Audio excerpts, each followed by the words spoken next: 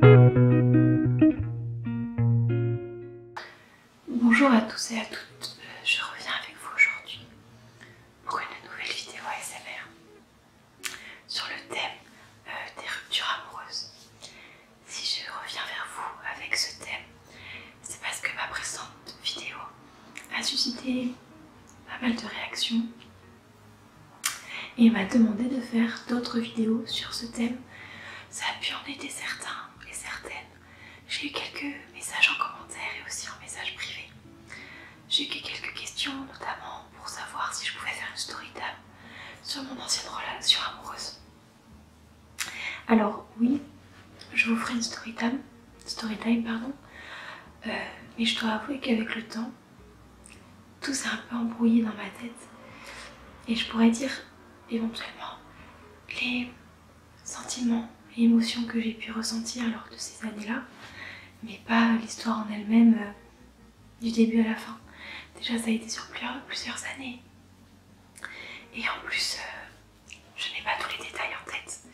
Moi ce que je retiens principalement c'est la terrible émotion de la rupture et de comment on se reconstruit après.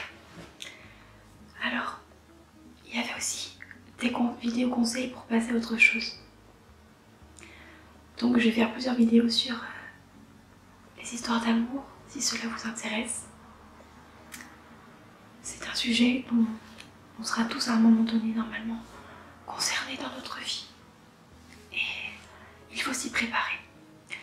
Il y a des personnes qui restent avec le premier amour toute leur vie. Et ça aurait été mon rêve évidemment. Mais je ne suis pas sûre, en réfléchissant bien, que ce soit forcément une bonne chose. Si ça se passe bien, bien sûr que vous n'allez pas quitter quelqu'un juste pour avoir d'autres expériences. Cela va de soi, mais il faut prendre le bon côté partout.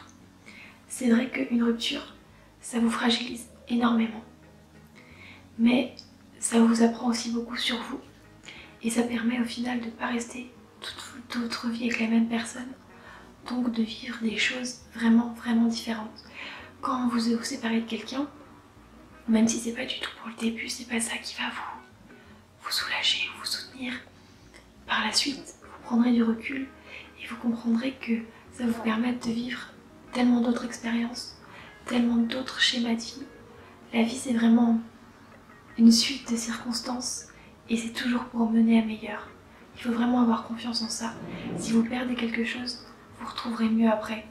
Si vous ratez un emploi, c'est qu'il y en a un après qui vous correspondra mieux. Ou même si celui-ci vous correspondrait aussi, sachez que vous perdez rien quand même, car autre chose après vous attend qui vous correspond soit tout en temps, soit mieux.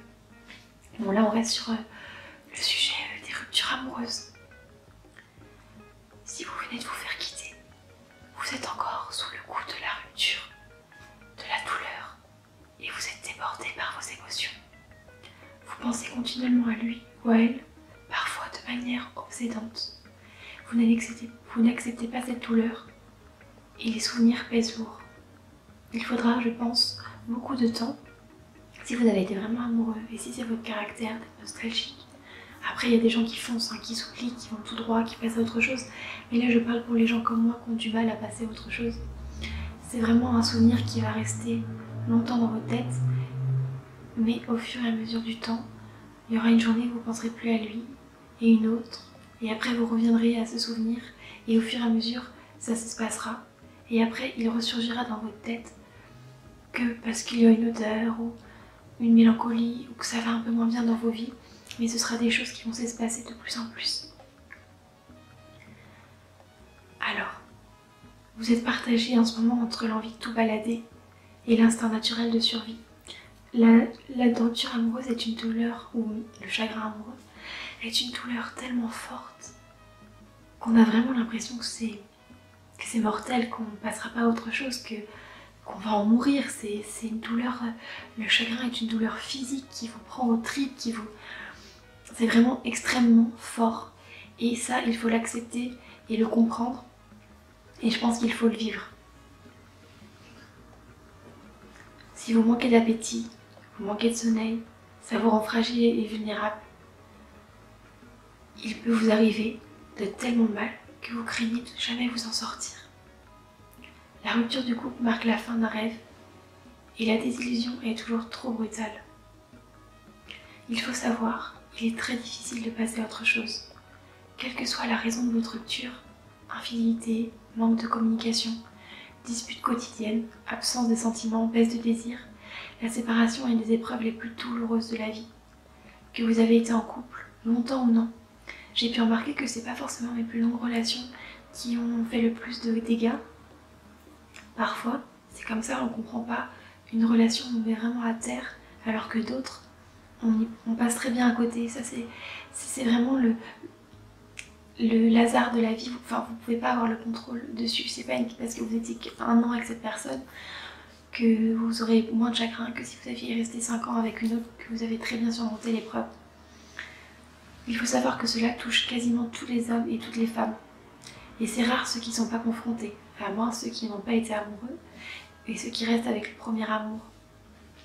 Parce que le premier amour, c'est pas forcément votre première histoire d'amour, hein, c'est vraiment la première fois dont vous tombez amoureux. Ça peut arriver à 30 ans. Mais il faut savoir que vous n'êtes pas les seuls à qui c'est arrivé, à qui ça arrive et à qui ça arrivera encore. Et ça, c'est vraiment positif dans le sens où vous vous dites que si les autres ont réussi, alors il n'y a pas de raison que vous n'y arriverez pas. Le souci avec le premier chagrin d'amour, c'est qu'on ne sait pas la fin, quand est-ce que ça se termine, si ça se termine un jour. On ne sait pas si on surmonte cette douleur, ce deuil, ce chagrin, parce qu'on n'a pas d'éléments de comparaison à côté. Donc c'est pour ça souvent qu'on dit que le premier amour, le premier chagrin d'amour est le plus dur. C'est parce qu'on n'a pas d'éléments de comparaison, on ne sait pas la force qu'on a en nous et que le temps efface tout, que le temps pense les blessures et plus que le temps, c'est les nouvelles rencontres, les nouvelles expériences, ce que vous faites de nouveau dans votre vie qui effacera cette personne qui au final ne vous convenait pas parce qu'elle n'avait pas envie de vous. Je ne doute pas qu'elle n'était pas faite pour vous dans le sens où si elle vous avait aimé, vous seriez encore avec. Mais cette personne n'a pas daigné bon rester avec vous, c'est que tout simplement elle ne vous convenait pas et qu'il y a quelqu'un d'autre sur Terre. Il y a beaucoup d'autres personnes sur Terre qui vous attendent. Il faut rester ouvert. C'est une phrase qui est importante. Il faut apprendre à apprivoiser sa solitude. On a souvent peur en fait, la rupture, en plus de perdre l'être aimé, on se sent complètement rejeté. On se sent complètement un manque de confiance en soi, on se sent abandonné, on se sent trahi et on perd notre valeur parce qu'on se dit mais comment a-t-il pu faire ça à nous? Parce que nous on s'estime, on se respecte et surtout on s'aime, c'est normal, on veut notre bien et on se dit comment une personne, en fait on se met de la valeur à nous-mêmes et c'est tout à fait normal, c'est tout à fait sain et on se dit mais comment quelqu'un a pu daigner dire qu'il était mieux dans sa vie sans moi? C'est très très violent comme sentiment.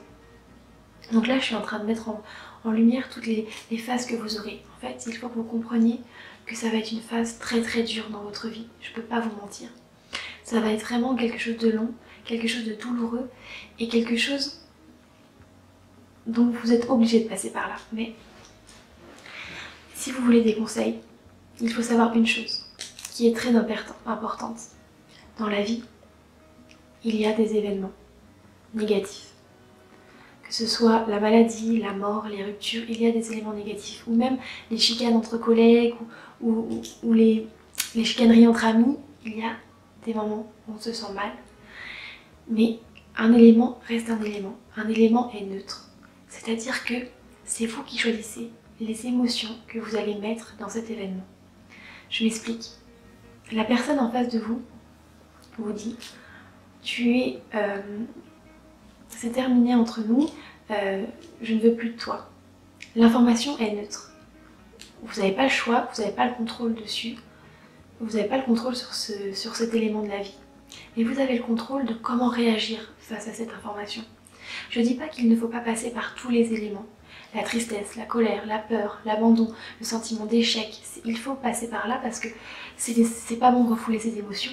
Ce seront des moments par lesquels vous allez les traverser, que ça dure une nuit, une journée, un an. Mais après ça, dites-vous que c'est vous qui gérez vos émotions. Vous avez le contrôle et le pouvoir de mettre sur cet événement l'énergie que vous souhaitez mettre. Si vous ne voulez pas donner d'énergie à cet événement, ne donnez pas. Dans la vie, soit il y a un problème, soit il y a une solution, soit ce n'est pas un problème. Soit vous pouvez y faire quelque chose, alors faites tout ce que vous pouvez, que ce soit par exemple, là on prend une symbolique, le poids. Faites du sport, courez, mangez bien. Mais par exemple les vergetures, liées au poids, on n'y peut rien. Dans ce cas, c'est pas un problème. Ne mettez pas votre énergie là-dedans. La rupture, c'est pareil. Vous avez tout fait pour que cette relation marche. Vous vous rendez compte que là, ce n'est plus de votre ressort, que vous n'avez plus le choix, que vous n'êtes plus la personne qui a les cartes en main sur cet événement. Mais vous avez les cartes en main sur vos émotions. Je vous conseillerais le livre Les 4 accords Toltec, que ce soit pour tous les éléments de la vie. Je vous le conseille vraiment de le lire. Et pour les ruptures amoureuses notamment, je pense que ça serait un très bon moyen de prendre du recul et de réfléchir. Mais c'est vraiment ça, le principal chose que je voulais vous dire, c'est vous êtes maître de vos émotions. Ne mettez pas l'énergie dans le chagrin. Ne mettez pas votre temps de vie qui est compté sur un événement dont vous n'avez aucune prise. Ouvrez les yeux. Autour de vous, il y a d'autres garçons, d'autres filles, des amis, votre famille. Vous avez un jour sur Terre qui vous est donné là actuellement. Vous avez 24 heures. Est-ce que vous avez envie de passer ces 24 heures à pleurer sur une personne qui ne vous mérite pas car qui ne veut pas de vous? Vous n'y changerez rien. C'est dur à accepter, mais c'est comme ça. Cette personne est partie.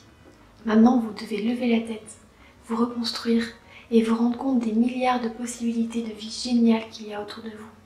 Des personnes incroyables que vous pouvez rencontrer, des amis, des aventures, des expériences, des relations amoureuses.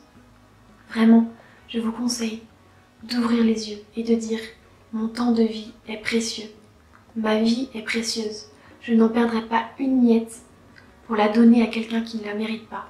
Je ne gâcherai pas une journée de mon existence, plus que je l'ai déjà fait en étant triste avant et en subissant la colère, la haine, la peur, l'abandon. Maintenant, une fois avoir toutes ces émotions passées, levez-vous, levez la tête et respectez votre vie. Vous en avez qu'une. Réfléchissez bien à ça. Que voulez-vous faire de votre vie? Si vos jours sont comptés, nos jours sont tous comptés, ne gaspillez pas votre énergie vitale dans des relations malsaines dans le passé. Il faut regarder vers l'avant, avancer et croire en l'avenir. Moi, je crois en vous. Je suis l'expérience vivante. Je vous ferai une story time sur comment ma relation, comment ça s'est passé, où j'en suis aujourd'hui. Et je suis l'expérience vivante. On se relève toujours. Que malgré les cicatrices que ça laisse, on s'en remet toujours. Aussi, ce qui est bien, c'est de prendre des expériences de nos parents, par exemple, ou des plus âgés que nous. Ils ont tous eu un premier amour. Ma mère, elle en a eu, elle a été 15 ans, 6 ans, 7 ans, 23 ans avec un homme, avec plusieurs hommes, voilà, plusieurs histoires très longues, et elle se dit maintenant, mais ils sont tellement loin, elle ne met plus aucune émotion dans ces histoires. Ça veut dire que le temps efface les émotions. Donc il faut vraiment laisser le temps au temps et voir les expériences de nos aînés.